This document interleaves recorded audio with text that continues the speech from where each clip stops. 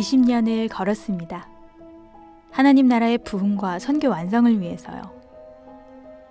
다 이해할 순 없었습니다. 그러나 순종할 순 있었죠. 주님은 모든 상황 속에서 순종하는 우리의 거처가 되어주셨습니다. 그래서 이제 정말 알아요. 주님이 신실하신 분이란 걸요. 그리고 머지않아 선교를 완성하신다는 걸요.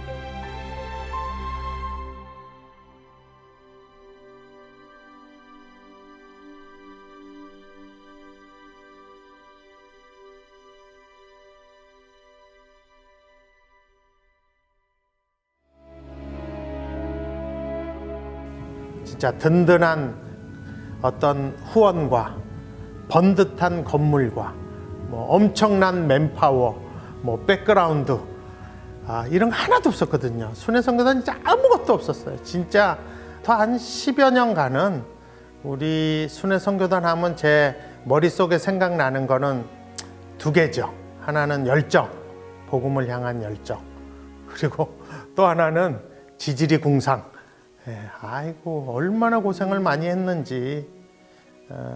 그 어린이집 시절부터 똑같은 고아함밥 먹으면서 그냥 살아남았고.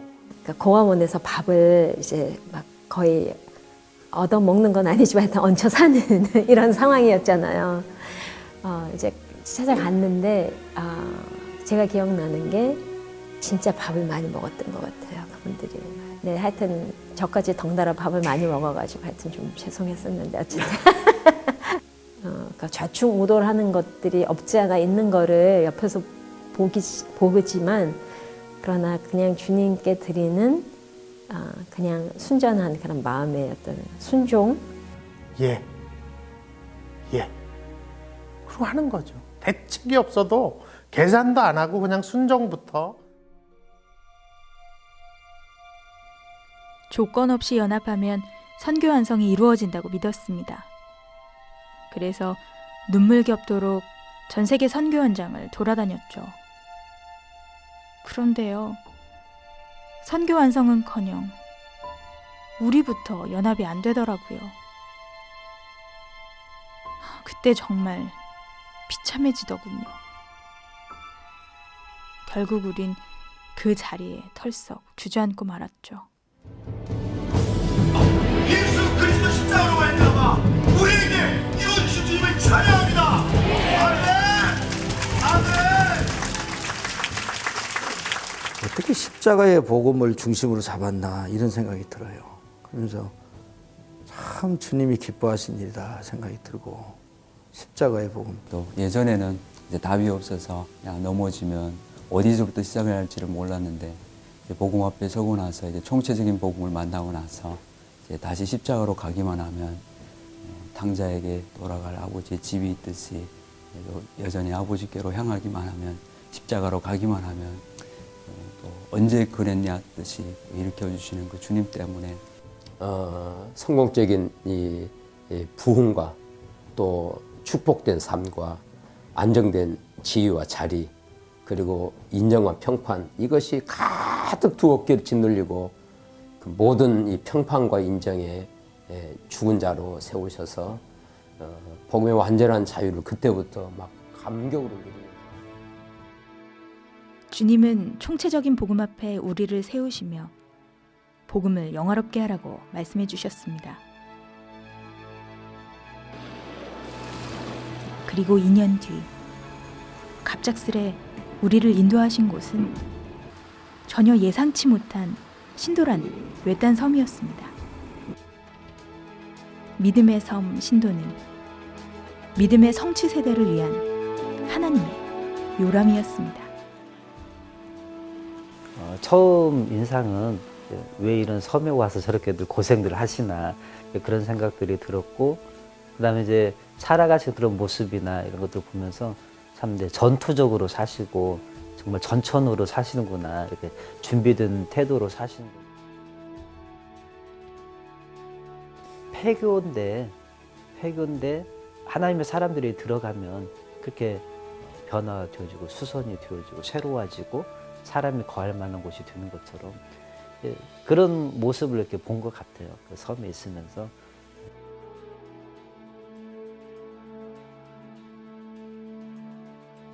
열방기도 센터를 위해서도 사람들이 시간을 내서 위부에서 섬으로 찾아 들어오잖아요. 예. 진리가 있고 핵심이 있고 복음이 정확한 곳이고 하나님 나라를 위해서 정확한 태도로 삶을 살아가는 곳에 사람들이 이렇게 모여드는구나.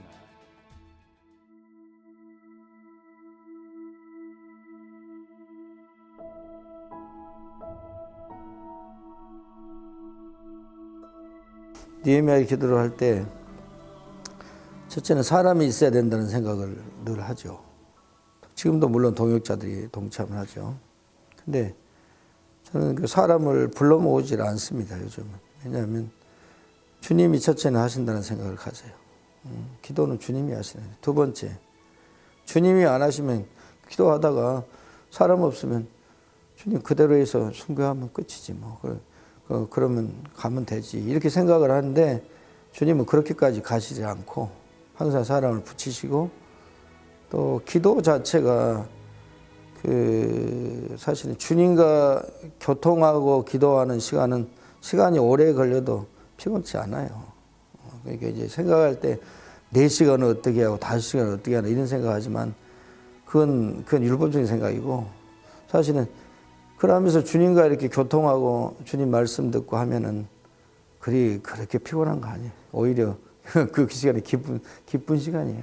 하나님의 마음이 뭔지 내가 알게 됐다는 게 참 얼마나 큰 은혜인지 그분의 마음을 내가 아는 자가 되었다는 거 그리고 내가 기도할 때 그 하나님의 마음을 붙잡고 기도하는 자가 됐다는 거 내가 기뻐서 또 나를 기쁘게 하는 기도 아니라 하나님이 기뻐하시는 기도를 내가 할 수 있다는 게 참 너무너무 감사했던 것 같아요.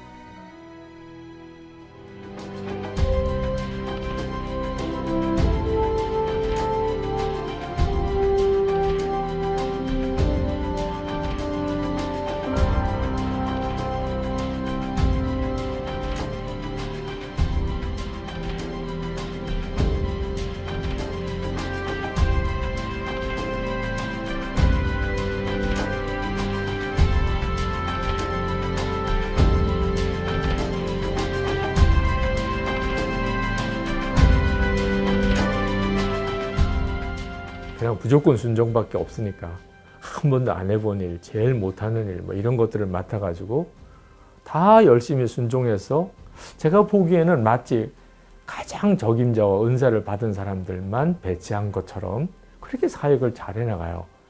그러니까 순회선교단 선교사님들이 뭐 인생의 경륜이나 뭐 학식이나 이런 것에서 탁월함이 아니고 주님으로 살아가는 것에 대한 믿음의 탁월함이 참 귀하게 그 총체적 복음을 가지고 있는 그 순단이 그 주님의 말씀에 절대 순종하고 헌신해 나아가는 그러한 모습을 보는 것과 그런 순단을 이끄시고 책임지시는 주님의 손길을 옆에서 볼 수가 있거든요. 우리를 그 가운데 부르신다는 이 말 한마디가 순단으로 하여금 이 시간에도 포기하지 아니하고 계속해서 어마어마한 대가 지불과 믿음을 써서 그 가운데로 달려가고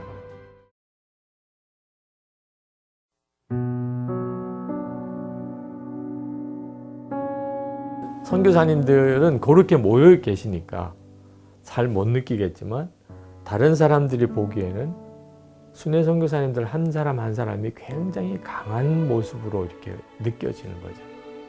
복음의 강력함을 경험했기 때문에 나도 모르게 모든 것이 강력해지는 거죠. 말 한마디도 강력해지고 이 교인들이 입장에서 보면은 너무 무서운 단체와 조직같이 이렇게 보이는 거예요.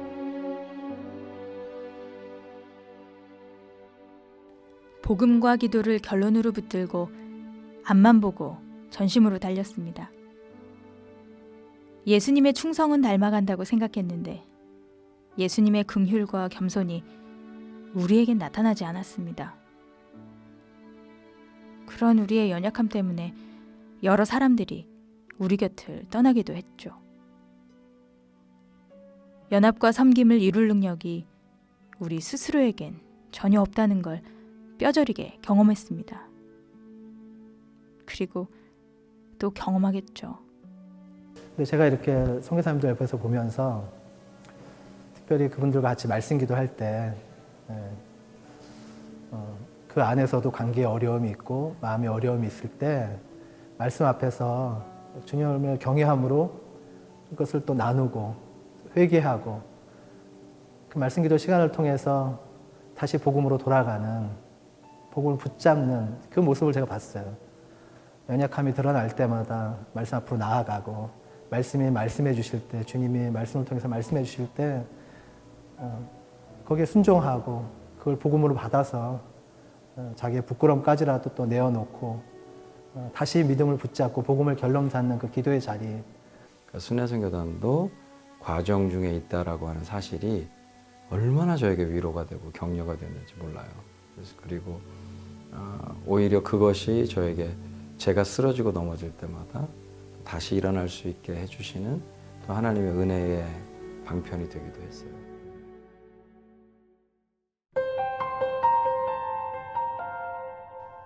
나 하나의 복음의 감격과 기쁨을 넘어 주님 수준의 영광으로 나아가라고 말씀하신 주님은 2010년 순회선교단 리더십 틀을 흩어 복음기도 동맹의 씨앗이 되게 하셨어요.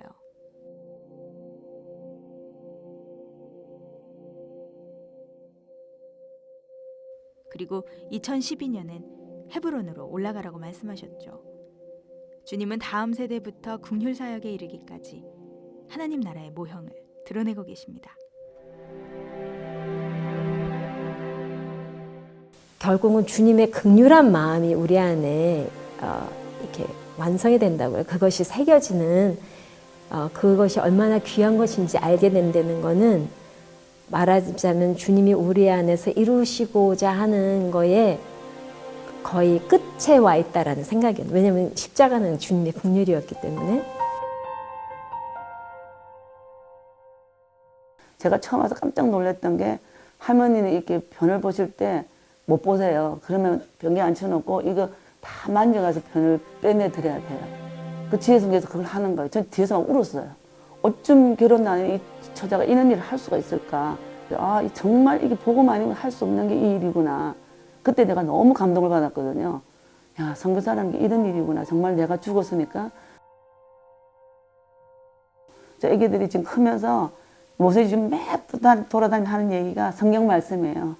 그런 걸 보면서 이 애들 장작 커서 하나님이 얼마나 귀한 사역으로 키우시고 쓸 것인가. 하나님께 함께 쓰임받은 애기들이 그런 거 생각하면은 이 애들이 너무 소중하죠.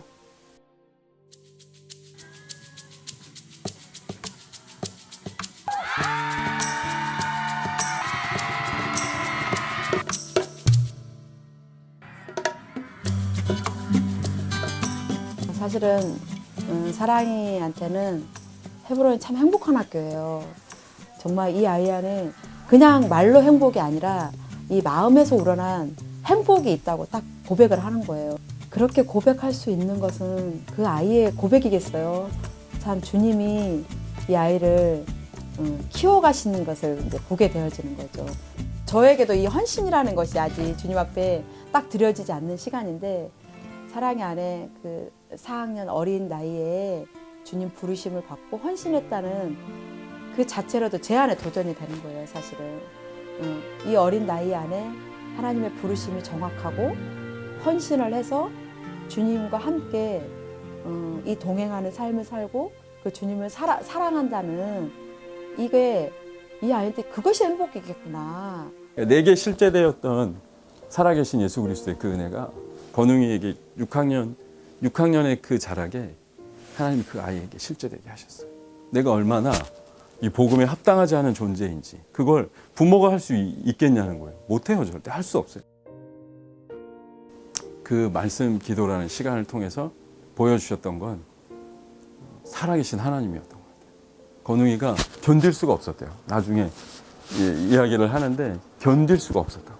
자기가 그걸 고백하지 않고서는 그 자리에서 견딜 수가 없었대요. 그리고 그걸 이제 모든 사람 앞에 고백하는 것도 창피하고 그런 일이긴 하나 하나님의 말씀 앞에 내가 이걸 고백하지 않고서는 살 수가 없었다.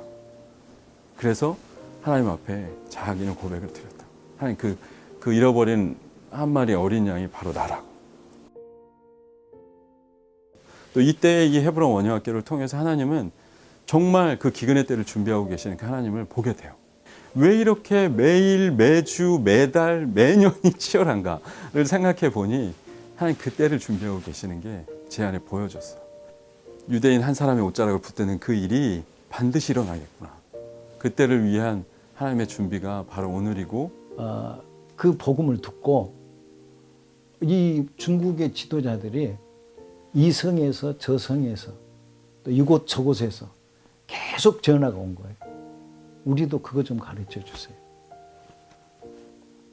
우리도 듣고 싶습니다. 그래가지고 이렇게 가면은 붙잡고 하루만 더 있다 가세요.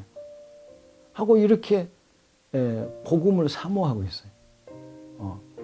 그런데 그 고처에서 도처에서 정말로 그 원색적으로 순수하게 복음만 전하는 그 복음을 듣고자 하는 사람들이 세계 도처에 이렇게 있다는 것을 저는 느껴요. Я знал Бога с детства, но при этом, как знал, я знал, что я ходил просто в церковь, но при этом я вел очень такую распутную, блудную жизнь.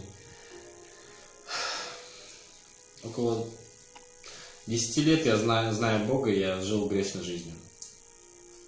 Но в 2016 году летом в школе Благовестия я по-настоящему встретился с Иисусом.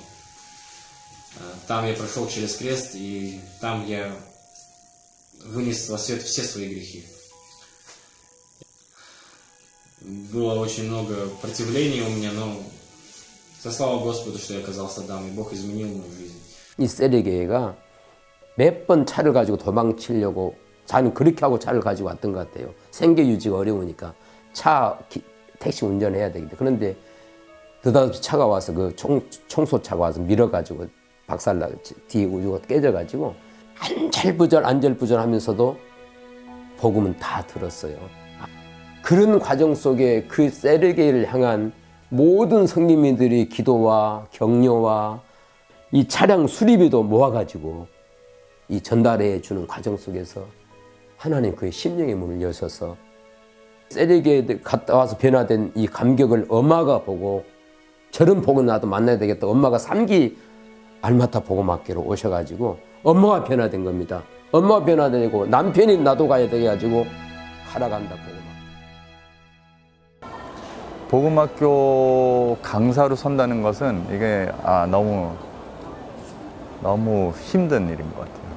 내가 정말 이 복음 위에 서 있나 다시 한번 되돌아보게 되고 사실은 조금 좌절되기도 했어요. 그런데 그 순간에 하나님께서 근데 네가 하는 거 아니잖아. 나만 믿고 따라와. 이 마음을 주시면서 그렇지. 나는 자격은 없지만은 내 안에 계시는 예수 그리스도께서 하시는 것이면은 충분히 이게 승산이 있구나. 복음학교 하면 할수록 현지인들도 이제 변화되고 복음에 대한 갈급함이 너무나 많이 나타나는 것을 볼 때 Eu sou o pecado e o pecado sou eu. Essa foi uma das verdades do Evangelho mais difíceis de eu encarar na escola do Evangelho. Eu sou pastor e por muitos anos trabalhei muito na obra de Deus, querendo fazer tudo com as minhas próprias forças, querendo fazer o máximo esforço para o Senhor, mas na verdade eu vivia em pecado. Eu era o pecado e o pecado era eu.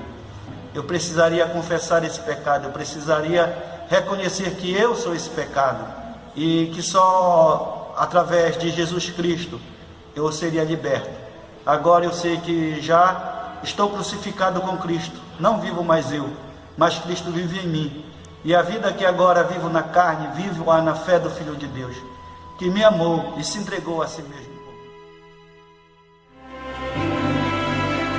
우리 모두는 지금 참 어두운 시기를 살고 있지만 지금도 하나님의 나라는 힘있게 전진하고 있어요. 보이시나요? 나 잡아먹고 너 사는 생명의 연합을 통해 거룩한 부흥이 이미 일어나고 있어요. 바로 당신이 그 증인이에요. 우리 함께 가요. 선교가 완성되고 주님이 다시 오실 날이 머지 않았어요.